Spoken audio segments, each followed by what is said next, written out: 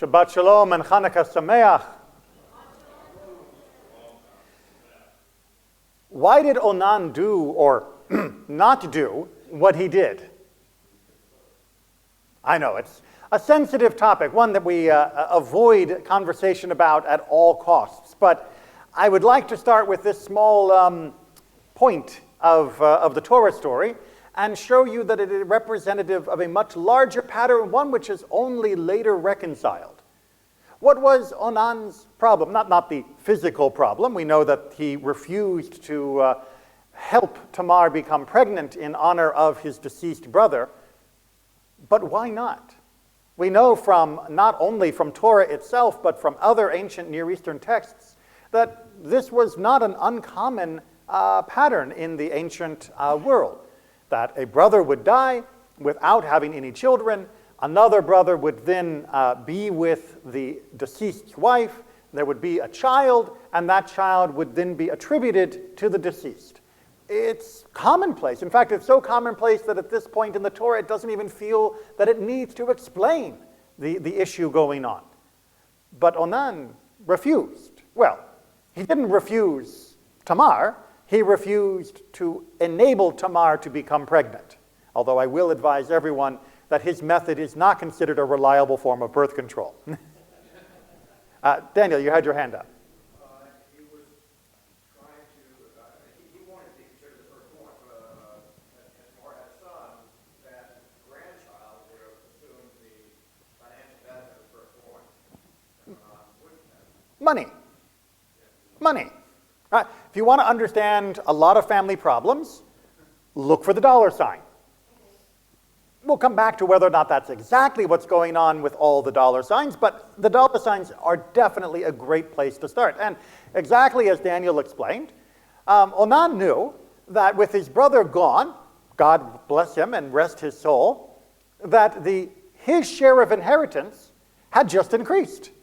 Because now he only has one other brother, and he and that other brother are actually equal in the inheritance because neither of them are technically the firstborn, which means he goes from receiving a 25% share of their father's estate to receiving a 50% share of their father's estate. Remembering firstborns in ancient world would receive a double portion. So if you had 3 kids, you divide it 4 ways. The oldest gets the double, and the other 2 each get 1. Everyone follow that math? Good. With the oldest out of the way, now they each get their 50% share of the total of Judah's inheritance. That is a pretty good deal, and all it cost was the death of your brother and your refusal to impregnate his widow. Makes perfect sense. And how could he not think that? Who was his father? Judah, right? What is Judah most famous for up till this point in the Torah? Selling his brother as a slave. Where was he going to learn filial piety to his brother, the fraternal bond between himself and his deceased brother, the honor that he would be doing to his brother, his family, the lineage of his people? He learns this from his father, the man that first thought to murder and then decided murder wasn't profitable enough, let's sell the guy. That way we get rid of him and we get rich at the same time. It's like free money. All it takes is a brother sold into slavery. But then, can we blame Judah? Who was Judah's father? Yaakov, Jacob. And what do we know about Jacob's dealings with his father and his brother? Not so good, right? Jacob and Esau, as much as we may consider Esau to be a wretch, and Midrash has gone a long way to try and make sure that we do, Jacob did deceive his father because he believed that he should be the beneficiary, and his mother certainly reinforced this idea, of the father's true blessing and of the true birthright of Abraham. And if we go back to Isaac, well, Isaac himself may have not have had huge conflicts with Ishmael, but certainly the family had huge conflicts with Ishmael. Sarah and Hagar, not exactly best buddies as co-wives to Abraham. And speaking of co-wives, what do we know of Rachel and Leah? Were they supportive and mutually embracing to try and ensure that each one of them would be able to have the perfect relationship with their children, their husband, and each other. Eventually, yes, they get there, but not so much during those early formative years of their children. What we are seeing played out through all of this is generational trauma mostly predicated around who is going to be the true bearer of the covenant and who will be the true bearer of the wealth of the family. This was a very real concern throughout most of human history. If you over-divide the wealth of one generation among all of the surviving children, you dilute the power, the accomplishments of the previous generation. If one person has 10 children and those 10 children inherit, then each one only starts off with a tenth of what the parent had been able to accomplish. It would be better to have just one. Then 100% goes to 100% to the first person.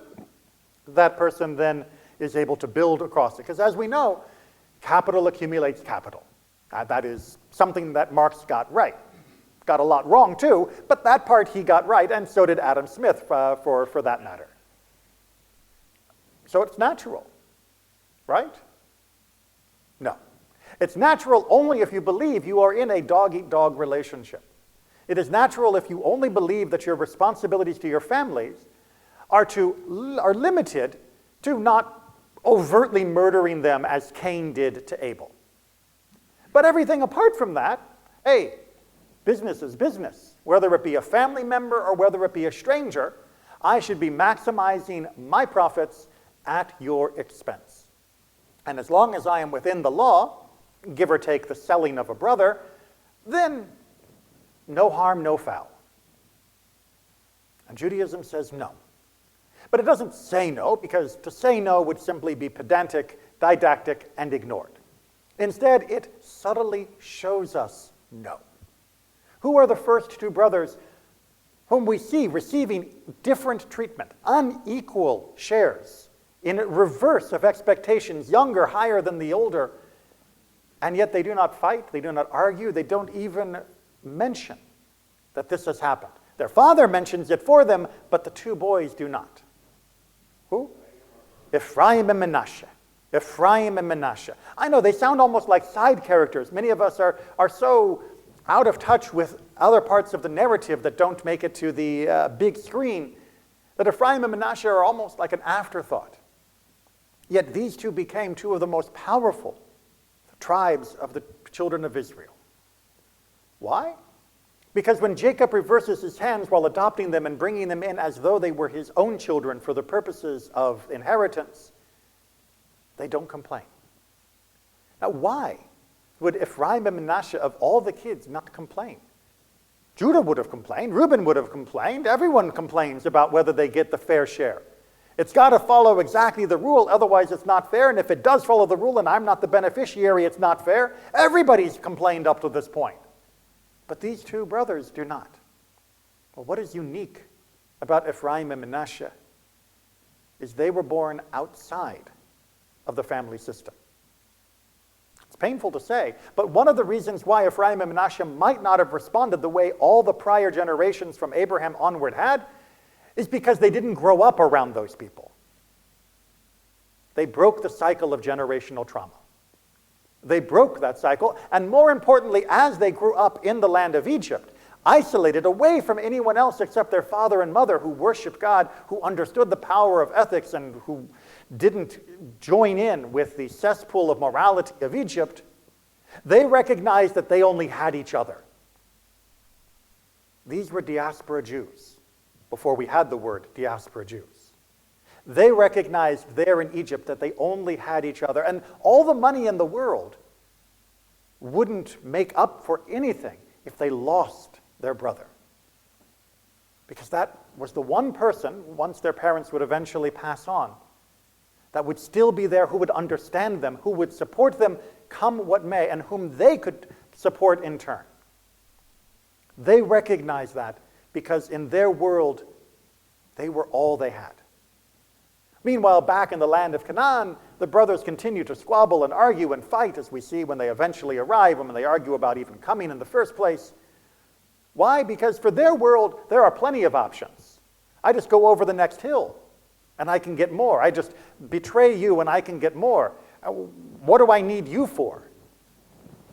But if you live in the diaspora, you live in Egypt, I know what I need you for, and it's not the cash.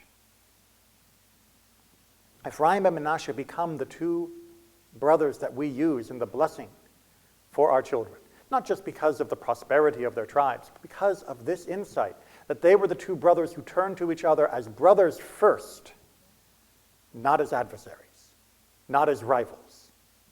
And it was built upon that sense of brotherhood that we were able to transform ourselves into a nation that could endure the tragedy of slavery and eventually benefit from the redemption that came in Egypt. But it was a hard lesson to learn. It was a hard lesson to experience in the loneliness of Egypt.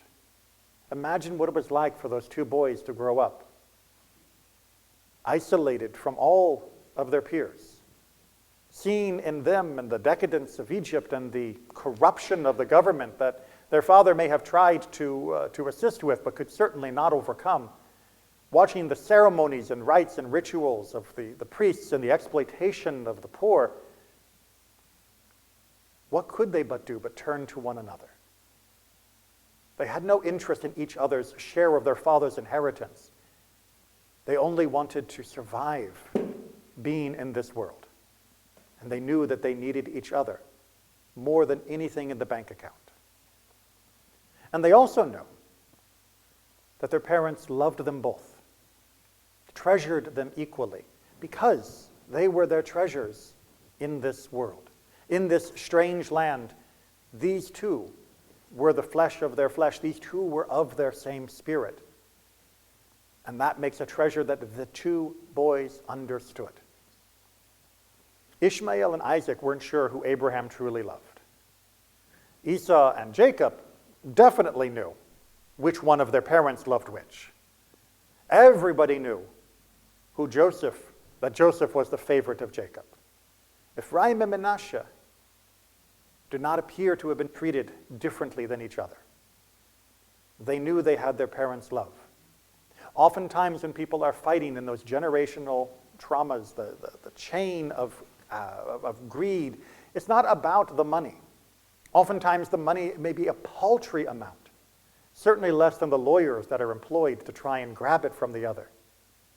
But for many it is the symbol of the love that they want to have from their family. How could dad leave him more? How could mom leave her that? Doesn't she know that I wanted it? That's what I need to remind myself that indeed my father, my mother loved me. Ephraim and Manasseh did not seem to have that need. They knew they were loved, and that made it easy for them to love one another. They didn't need cash to make that happen. Because of that love, because of that break in the trauma that happened when Joseph was alone and had to construct a family from scratch, our people were able to thrive. And it is from that experience that Joseph had that he could do, in turn, teach his brothers when they came to Egypt. Yes, he teased them a bit, tested them a bit, but in the end, he was magnanimous to them. In the end, he embraced them as brothers. Regardless of what they had done to him, he loved them because he had been alone in Egypt, and now here they could return. He could have his family again. And he didn't care about what they had cost him. He only cared about what they could now have together. The story of our family from Abraham through the tribes of Jacob is a national origin story and fascinating about the various cultural and historical implications. But ultimately the message is one of, can we break a cycle of trauma? Can we replace rivalry with love? Can we replace aggression with embrace and brotherhood? That is still the question today, both within the Jewish world and the world at large. Shabbat Shalom.